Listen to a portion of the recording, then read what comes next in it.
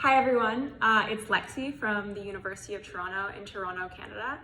And today I'm going to be talking about my 5 tips for how to ace graduate school interviews in either psychology or neuroscience.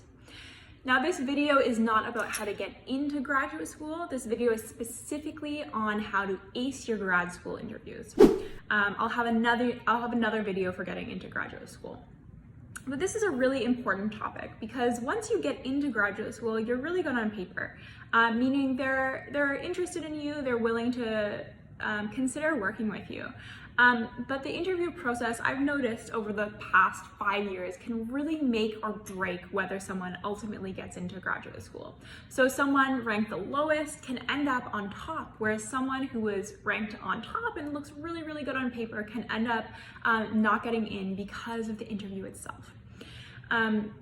So I'm gonna give you my 5 tips, some things I've noticed over the past 5 years in graduate school about the people who really stand out the most.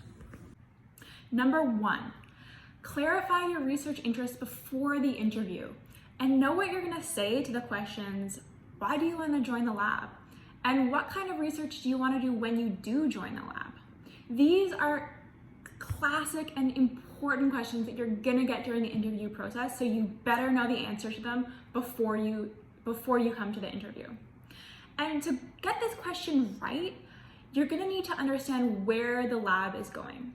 So your future supervisor might have a long career in research doing all sorts of different things, but you need to understand what are his or her research interests right now.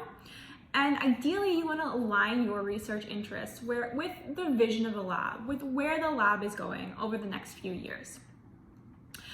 And if you're interested in a lot of different things like I was, sometimes it's okay to show that you're interested in what your potential supervisor is doing, even if you don't end up sticking to the exact project that you proposed during the interview process. People often switch once they're there, and people switch over the course of their graduate career even.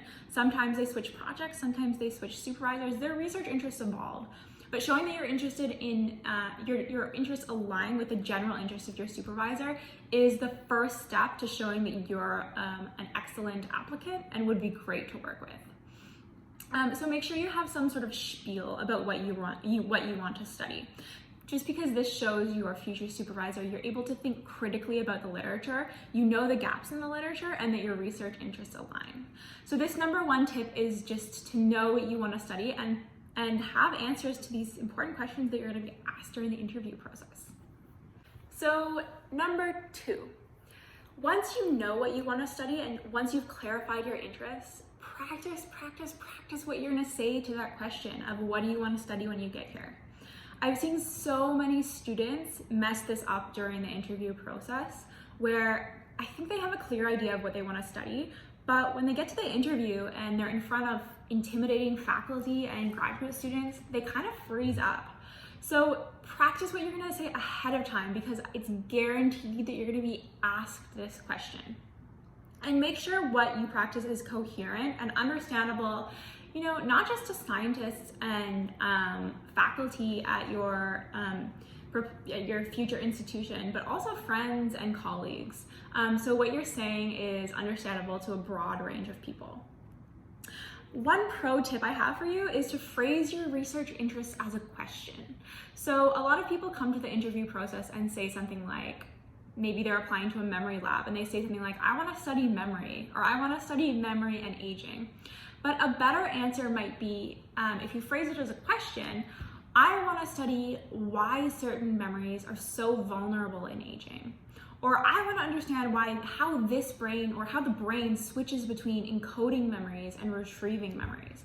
You can change this up depending on what your discipline is, but phrasing it as a question forces you to make your research interests potentially more specific, but it also prompts your potential supervisor to think about the answer to these questions and even think about how they might work with you to design a study to answer these questions. And once they sort of visualize working with you and even have a project in mind, this will really increase your shot of getting into grad school. Because if you even design a project together, and they're excited about the project, they might want to take you on just so they can pursue and answer these exciting questions that you have. So my number 2 tip is just to make sure you are able to communicate your research interests clearly and in an engaging and an exciting way to people who you might potentially work with.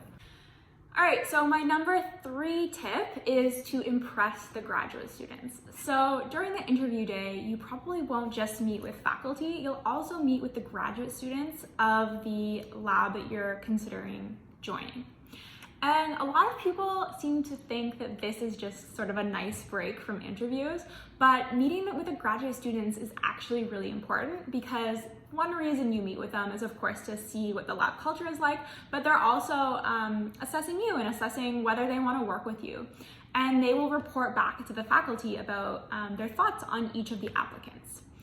So it's really important to use the same tactics on the graduate students that you would use with faculty. So impress them with your research questions, but also express interest in their research. So I find that the most impressive graduate students not only tell me about what they're interested in, but also ask about what I'm studying, what my other graduate students are studying. So they'll say, so can I hear about what you're doing? Can we go around in a circle and can we each go around and you tell me about what you're doing? So do that and ask probing questions. Maybe follow up with a few questions for them after they tell you about their research to show that you're really interested and excited about what they're doing and what the lab is doing generally. So you really want to make the graduate students excited to work with you. You want to come off as a reasonable person that they would want to work with, they would want to be friends with. So my 4th tip is just to come across as generally an interesting, nice person to work with. So have answers prepared for what do you do on the weekends when you're not working. Generally, I don't prepare for these questions, but in an interview session, I actually might, because interviews are stressful and anxiety provoking. So if you're as prepared as possible, it'll just make everything go more smoothly and you won't come across as awkward. You'll come across as confident and self-assured. So I would suggest picking a hobby that you do and kind of playing it up a little. Make it sound exciting, etc., etc. These people are going to be working with you for like half a decade, so it's good to win them over and come across as someone that they would want to be friends with ultimately. So my 5th and final tip is just to ask questions about what it's like to live in the city you're thinking of moving. And this just shows graduate students and faculty you're actually committed to moving where they are. And you're interested in learning about the city you're living in. Sometimes the process of making offers to students can be quite complicated. So potential faculty and graduate students want to know that you're actually committed to joining the lab before they make an offer to you. Because if you're just going to go and accept a position at another school, it might mean that they lose the opportunity to offer to another student. So if they don't think that you're likely to come, they might not make you an offer even if you are a really good candidate. So show that you're interested and seriously committed about coming to the school if you are giving an offer. All right, so thank you so much for listening. If you have any questions, please comment below and like and subscribe. I'll be posting a lot more about what it's like to be in grad school and how to get into grad school in psychology and neuroscience. Thanks for listening.